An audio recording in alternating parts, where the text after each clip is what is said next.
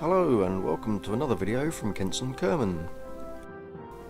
In this video we've got another subscriber request, or perhaps more of just a suggestion, but thanks to Adam Harding for suggesting a UFO Mothership. So here we go. So what you can see, I've started off with the cargo bay with the doors, and I've made it a little bit larger using Tweakscale so that my UFO fits inside it, and then I'll make it a bit bigger so I can get two in each section. Then obviously I've got to scale everything up to match, so we'll get a few in there. I don't think I really want to make it any longer than that because I've got to put some fuel in there. So we mess about the size of these until we get them all matched to each other, and the fuel tank. And let's see if this will work, should it ever reach the dizzying heights of space. I'm just going to blow the coupling device, or separator, whatever it is. Stack decoupler, there we go, that's what it's called. Yep, that works. If you can imagine that in 0G, hopefully it will just float out quite nicely. So let's give it a try. So I cheated into orbit, and we're just going to see what happens when we decouple it. Perfect. I like that. That will do fine. Just got to set up a way of doing them all together.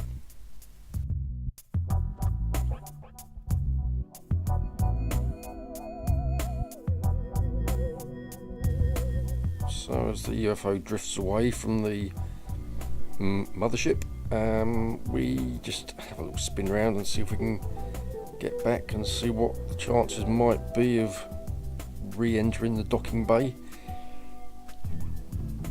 Pretty slim, I think, to be honest. The engine is somewhat overpowered for this situation. Even the slightest touch on it and it's too much.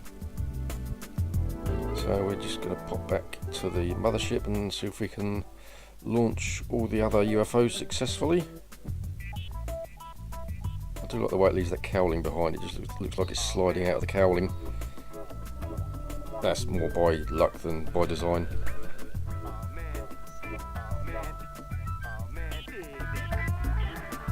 So you've got to zoom in for each one and select the decoupler.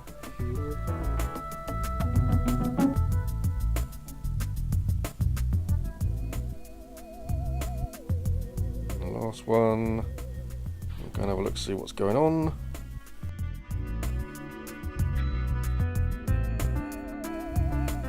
Yeah, they're all deploying very nicely.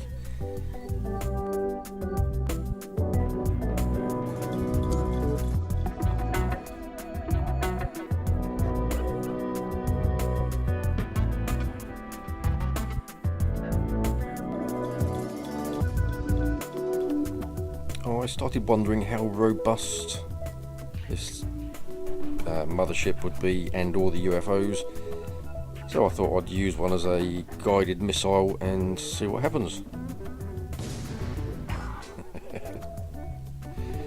Well, the mothership seems completely intact, and the UFO's just lost its outer shell.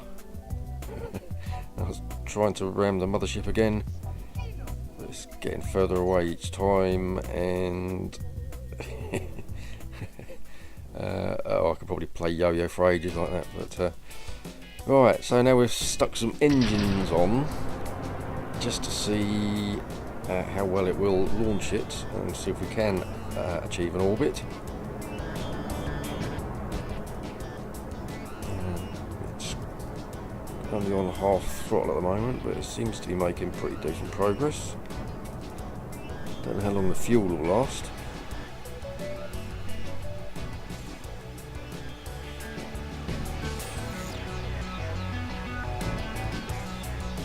I think the engines could probably do with the gimbal turning down a bit, but it's basically going up.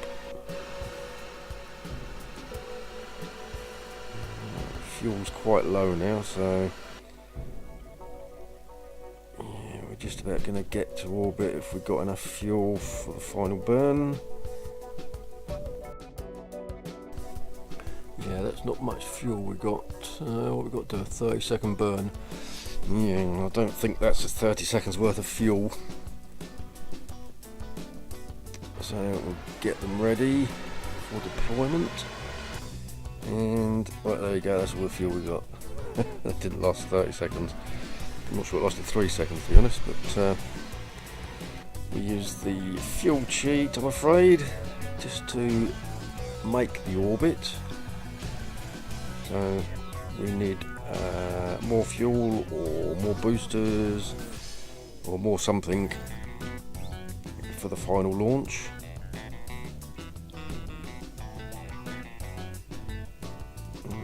Yes, has got it under control. So let's have a go at deploying the UFOs.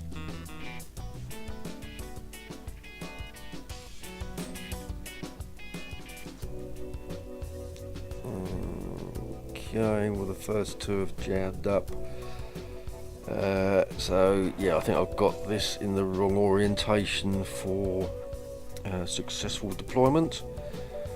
So there we go, if we just spin it round. Oh, there goes the next one. I think I deployed all of them actually. And bash that one out of the way. I think that one's on a different orbit now to all the others.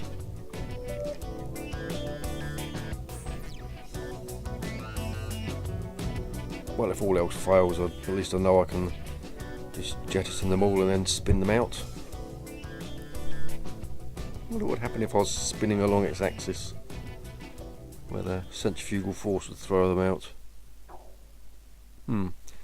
Yeah, I might give that a try at some point. But now we're back in the assembly building and we're adding boosters. Yay, more boosters. And then I seem to have had brain fade and tried to turn it into an aeroplane. Gotta be honest, I don't really know what I was thinking when I was doing that. It flew pretty well as a rocket without anything, so you know, a few little fins might have made it a bit more stable, but adding all those wings and tail fins only makes it heavier. But I did it and we launched it, so here we go. Again, running on fairly low thrust, so I'm letting the booster do most of the work to start with. Waiting for altitude.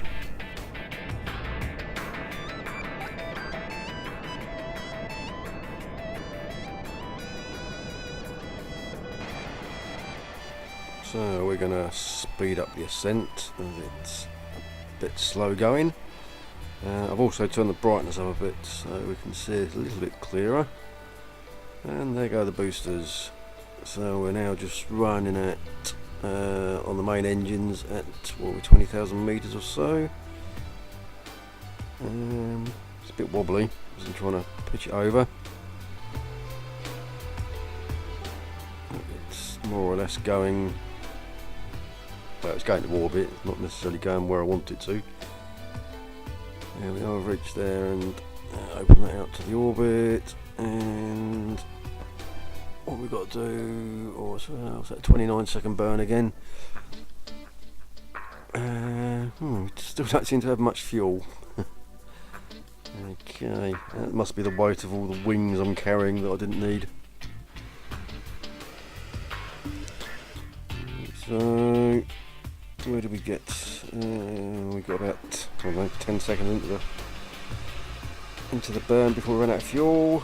So employed the reserve fuel tanks. I think they've got cheats written on them. Yeah, so there we are, we made it into orbit. Right, well after the last attempt, where they didn't deploy cleanly, we're going to rotate the ship so it deploys them backwards retrograde. So here we go with the first one, any second now. There he goes. I'm waiting for the lights to clear the bay before I do the second one. Oh, about now. Go.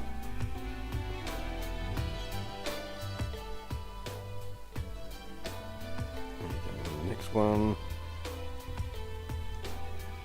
That's 3.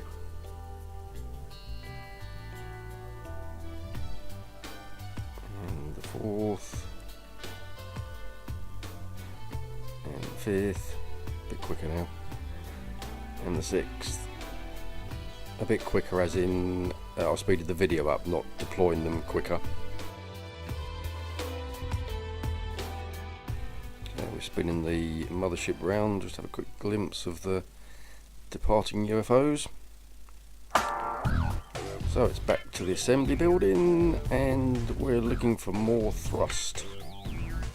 So I seen this on a YouTube video, I think it was Scott Manley did it and covered the reasons and the technicalities behind it, but all I need to know is that it's going to give me more thrust and get the mothership into orbit. And I've still got this thing about making it into a plane for some reason. If you're wondering why it's so bright in the assembly building, it's because all the UFOs have got their lights on, which started from the original UFO that I copied these all from, and I'd left the lights on in the assembly building, and it wasn't a problem then because I had it on an action key to turn them on and off.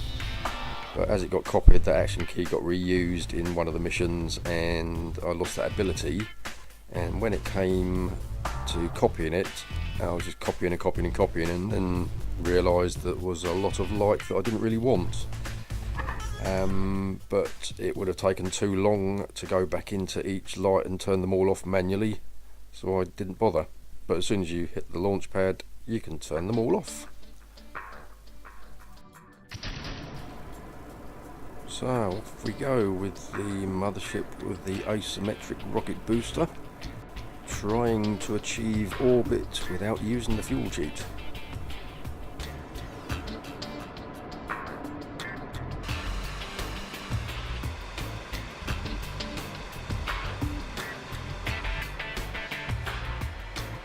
So we're just coming up on the burnout of the boosters, so we're going to jettison them any second.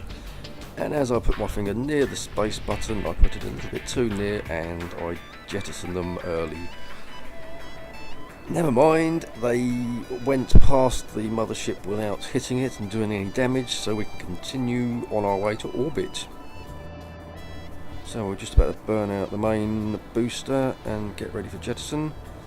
As I'm doing that, I turned down the gimbling of the mothership engines and didn't notice that the SAS had stopped controlling it, which is why it's spinning around.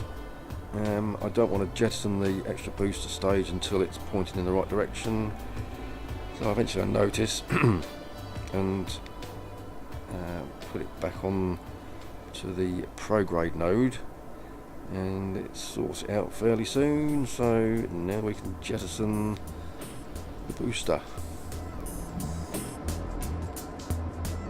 So now it's all back under control again and heading for orbit. We've just got the main mothership left, and we've got about 3/4 of the fuel, which should be plenty, and as it happens it loads. I think we're just coming up on the orbit burn. There we go, so about half a tank. Yeah, we're going to chomp through most of this. Turn the gimbling down a bit more, trying to get it to stop wobbling about so much. All the Kerbinaut pilots are having a good old jostle around in their seats. And we make it into orbit with not much fuel at all. just a slither left in the tanks. So let's get it orientated for UFO deployment. So we'll need to get the doors open for the cargo bays so the UFOs can get out. And lights, thank you. Right, and number 1, number 2, and number 3, and number 4, and number 5, and number 6. Although having moved the camera around a bit, I lost my timing, didn't quite get the last one out. I sort of spoilt the alignment of them. Never mind, they all deployed and didn't crash into each other. So they're all in a nice straight line, except for the last one, which offers a certain opportunity.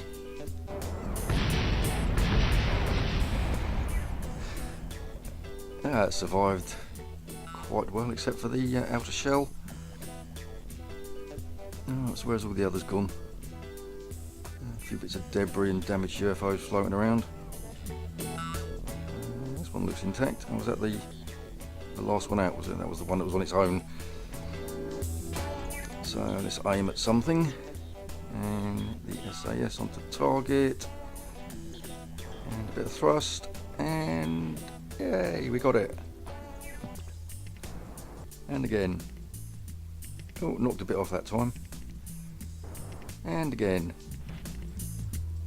Oh, I don't know what disintegrated, but there was a cloud of dust. And then we run out of fuel. But we do bump into it one more time.